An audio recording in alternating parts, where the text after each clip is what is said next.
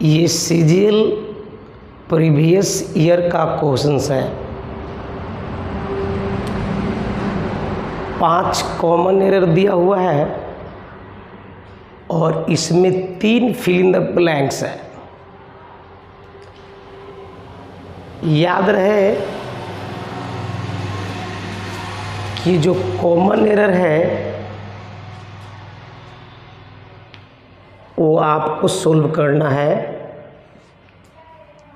ताकि ये है समझना है कि हम लोग कितना सीख रहे हैं।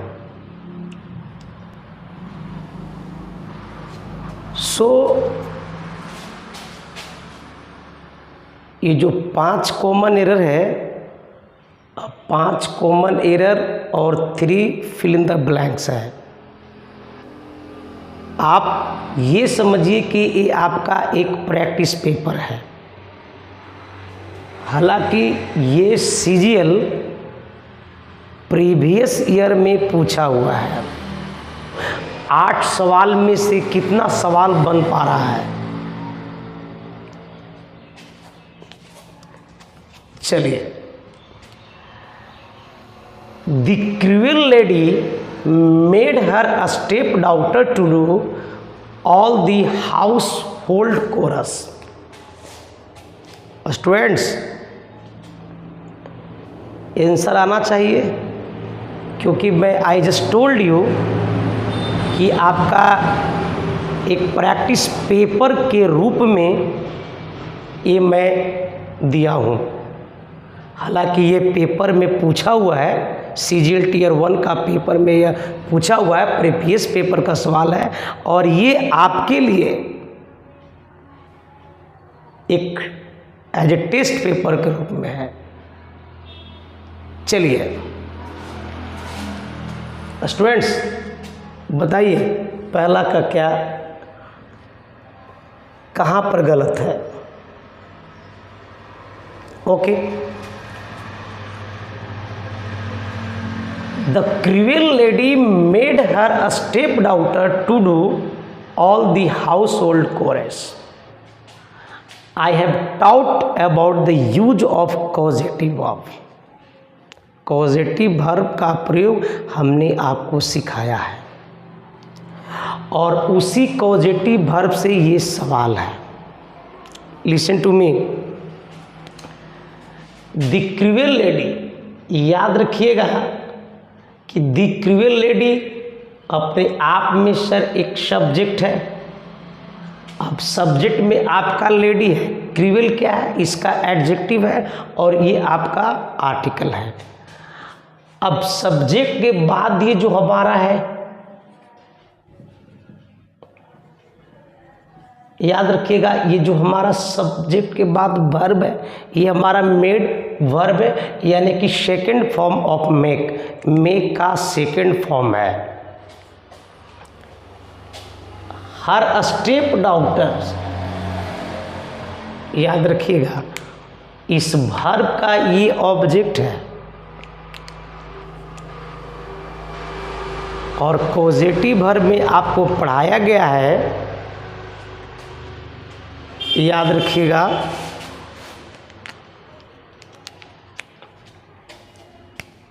कि अगर सब्जेक्ट के बाद अगर make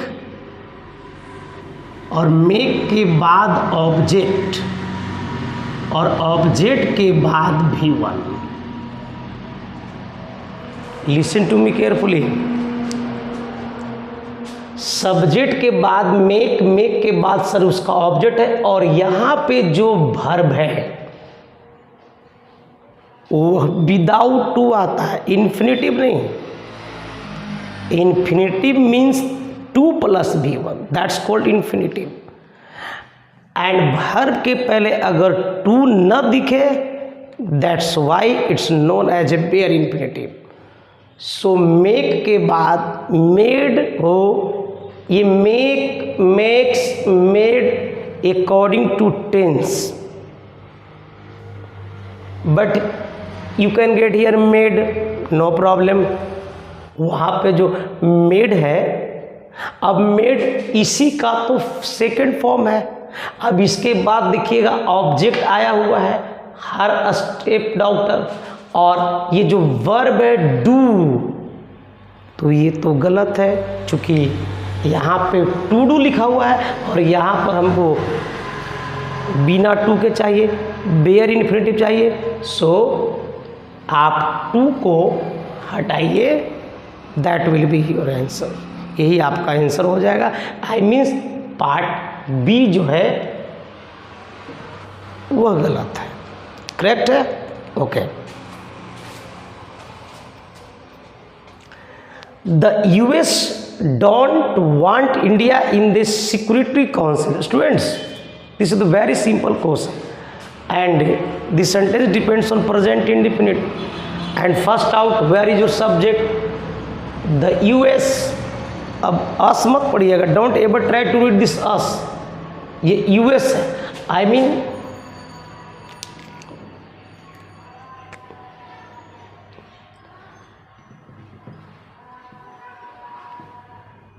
US, United States.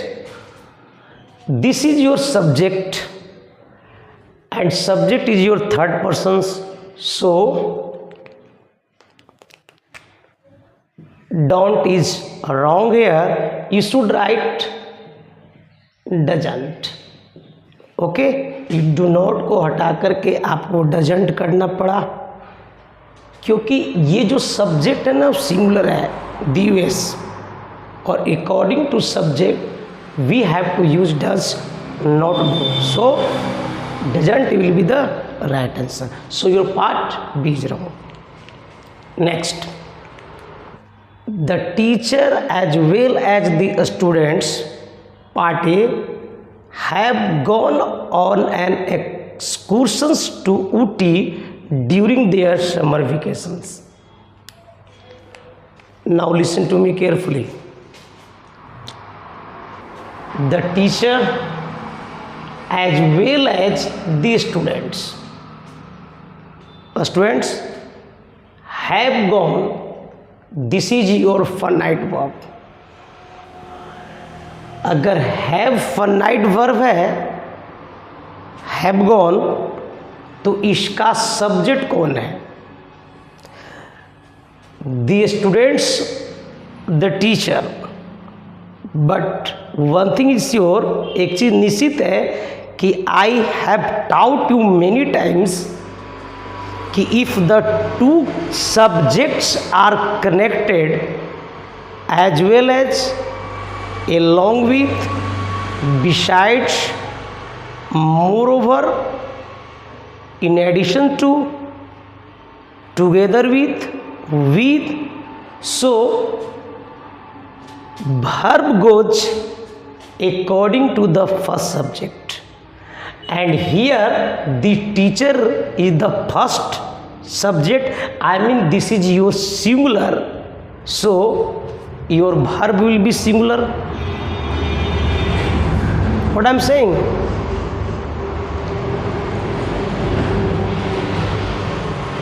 You are watching this as well as the teacher, the students, but your verb goes according to the first.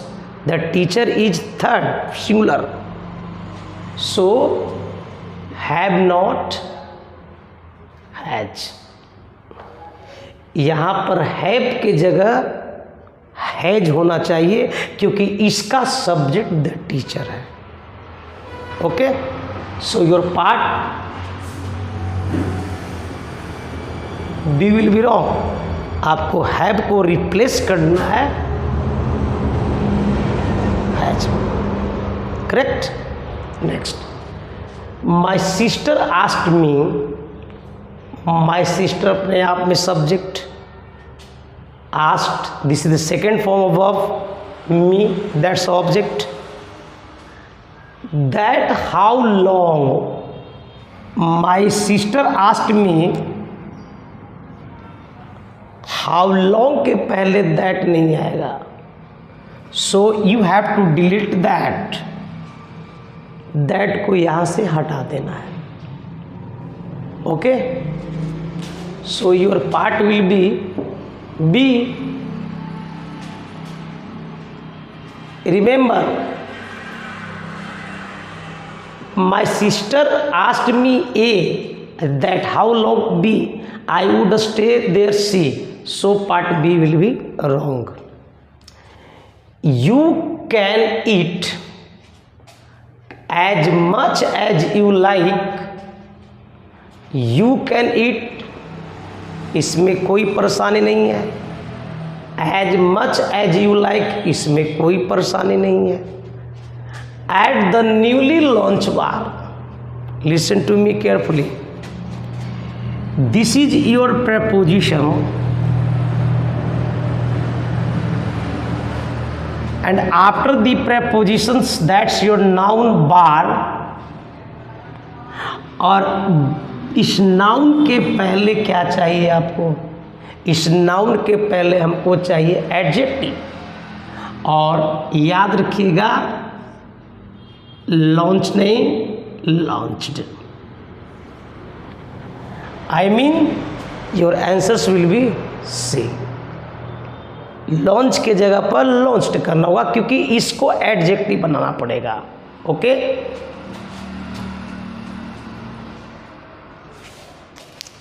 Fill in the blanks. Startup में ही गैप दिया हुआ है. The people looked well enough, but when one looked more closely, one saw that their faces were filled with despair. Students, you have to fit here, which is the gapless. At first looking, not. At first observation, not. On first sight, not. The correct word will be at first sight. Any part D will be fitted here. At first sight, that's a right word, sir. So this word will be fitted here, at first sight. Okay. He was assured by his friends. He was assured by his friends every type of help in an emergency. Student, याद रखिएगा, this is your preposition problem. So every, not by, with, no, about, no. Your answers will be B. He was assured by his friends of every type of help in emergency. So your answers will be B. The work he left his office. The work he left his office. Options: having completed, having been completed, on being finished, having been over. So according to this sentence, your answers not will be on being finished or having been over. Having completed or having been completed. Student, listen to me carefully. Having plus V3, that's we have as active voice. Having been plus V3, that's acted as a passive voice. So the work not having completed, the work having been completed. So your answers will be B. Okay. The work having been completed, he left his office. So your answer will be B.